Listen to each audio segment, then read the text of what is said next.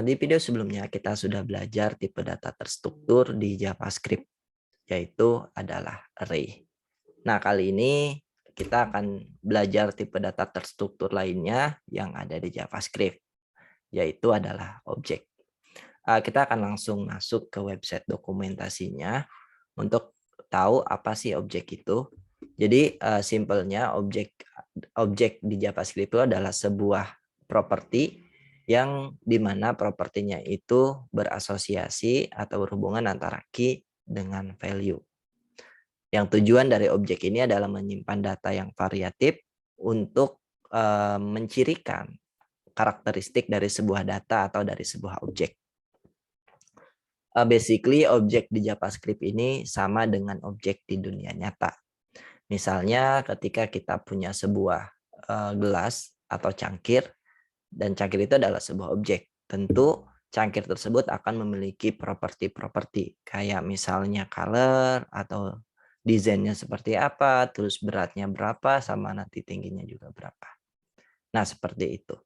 Atau contoh lainnya misalnya ketika kita punya sebuah objek mobil, tentu mobil tersebut akan memiliki properti kayak pembuatnya siapa, terus modelnya apa, sama tahun dikeluarkannya kapan.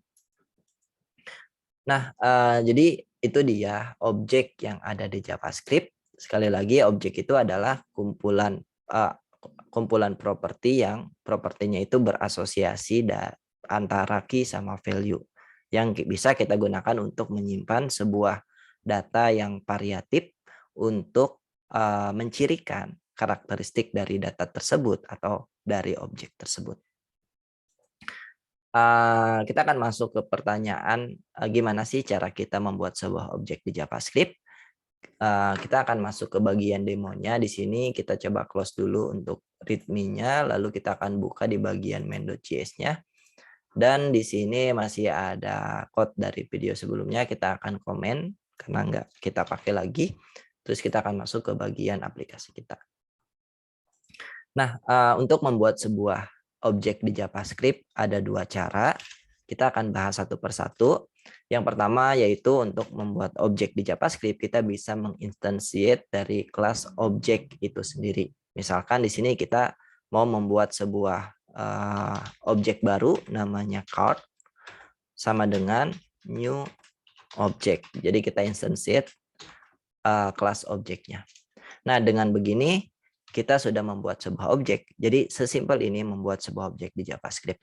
Kalau teman-teman penasaran objeknya itu seperti apa, kita langsung konsol aja. Konsol log card. Nah, kalau kita lihat di bagian konsolnya, kita lihat bahwa kita sudah memiliki sebuah objek, tapi objeknya ini adalah kosong. Kalau teman-teman mau menambahkan properti ke dalam sebuah objeknya, teman-teman bisa menggunakan yang namanya dot notation atau chaining. Misalkan cardnya itu punya merek, mereknya sama dengan BMW, terus cardnya itu punya warna atau colornya yaitu red, sama punya harga misalkan. Price-nya sama dengan 10.000. Nah, jadi untuk menambahkan sebuah properti baru ke dalam sebuah objek, teman-teman bisa panggil nama objeknya itu apa atau variabelnya itu apa, terus teman-teman menggunakan dot chaining seperti ini, lalu teman-teman buat nama propertinya apa. Diikuti dengan sama dengan, lalu value yang mau kita simpan itu apa. Dan value-nya ini bisa variatif ya, bisa string, bisa number, bisa array, atau bisa objek itu sendiri.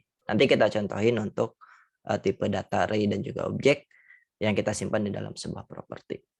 Nah, jadi sesimpel ini untuk membuat sebuah objek di JavaScript, teman-teman bisa melakukan instantiate dari kelas objeknya, lalu kalau teman-teman mau menambahkan properti baru, teman-teman tinggal panggil nama objeknya apa, diikuti dengan titik atau chaining, lalu nama propertinya apa, diikuti dengan sama dengan, dan value yang mau teman-teman simpan itu apa.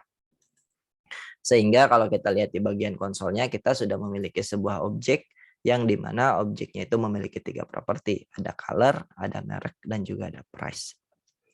Kita akan masuk ke cara yang kedua untuk membuat sebuah objek. Ini cara yang lebih simple dan common digunakan di dunia programming.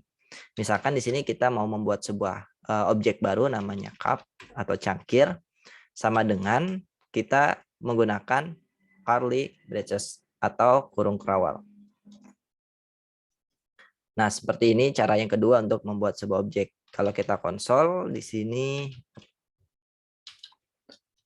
.log cup, sekarang teman-teman bisa lihat bahwa kita sudah memiliki dua objek. Objek yang pertama dan objek yang kedua. Dan objek yang kedua ini masih kosong karena dia belum memiliki properti apapun. Nah, teman-teman bisa langsung ketika membuat objek, teman-teman bisa langsung mendefinisikan objek tersebut memiliki properti apa aja. Misalkan cup ini memiliki properti color, terus colornya misalkan yellow, terus dia punya properti apa lagi ya? Beratnya, misalkan beratnya 10 sama properti apalagi misalkan height-nya 10 juga. Nah, jadi cara yang kedua ini terlihat lebih simpel, jadi kita langsung menggunakan yang namanya curly braces atau kurung kerawal. Lalu teman-teman tinggal tuliskan aja properti apa aja yang ada di objek tersebut. Sehingga kalau kita lihat sekarang hasilnya sama.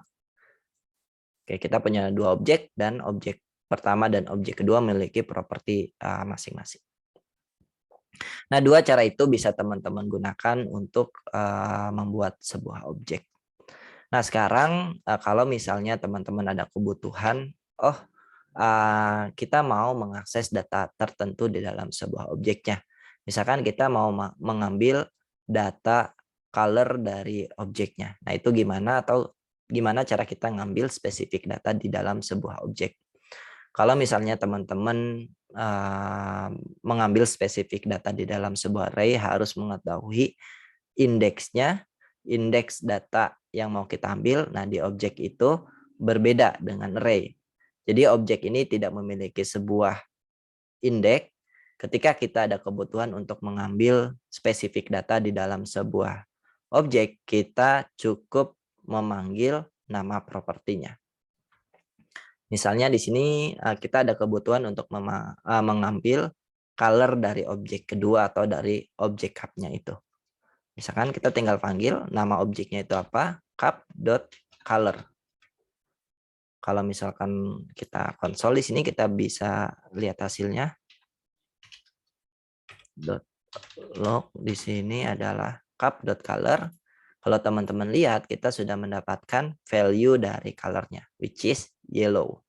Atau misalkan kita mau mengambil height-nya itu berapa, di sini kita tuliskan height, nanti kita akan mendapatkan value-nya, which is 10.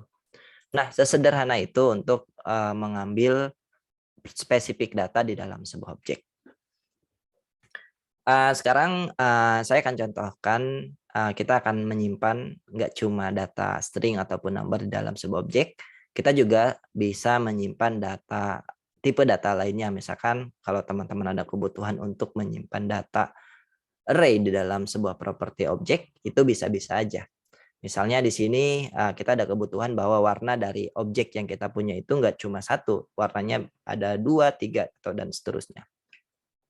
Nah, di sini teman-teman bisa menggunakan array, lalu teman-teman pisahkan dengan tanda koma. Misalkan ada yellow sama ada red. Sehingga kalau kita lihat di bagian objeknya, property colors ini harusnya pakai S ya. Property colors ini dia memiliki data yang tipenya adalah sebuah array, di mana array-nya itu ada dua data, ada yellow dan juga ada red. Nah, jadi lebih detail informasi yang bisa kita simpan di dalam sebuah objek untuk mencirikan karakteristik atau mendefinisikan data tersebut. Atau misalnya ketika teman-teman ada kebutuhan untuk menyimpan data objek di dalam properti objeknya, itu juga sangat-sangat dimungkinkan. Misalkan di sini kita akan memasukkan informasi terkait siapa yang membuat objek ini atau cup ini.